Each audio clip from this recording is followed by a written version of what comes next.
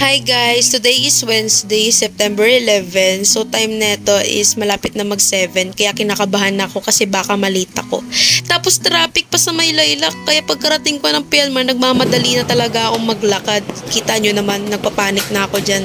Kasi alam nyo na, pet peeve ko ang late. Tapos na-late ako. Natapos na nga yung first sub namin dyan. 1 hour lang nagturo yung teacher namin. So, ito, tumambay lang kami sa room, pansamantala kasi wala naman kami pupuntahan. Tapos nag-TikTok pa kami dyan, ang galing namin sumayaw, 'di ba? Tapos, ayun, na-bored na kami kasi wala naman kami magagawa. Kaya sabi ko, uwi na lang kami sa bahay since mahaba pa yung time namin.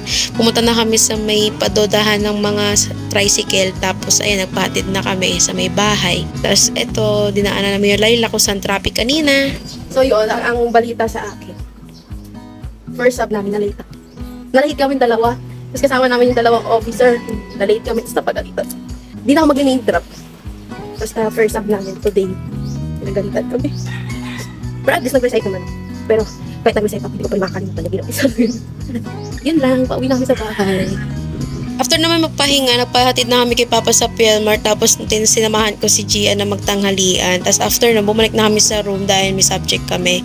Tapos ayun, naglakad lang papunta Ayala kasi magbabayad ako ng wifi. Tapos nagsukat lang ako sa taas. Tapos yun, umuwi na. Tara, bye!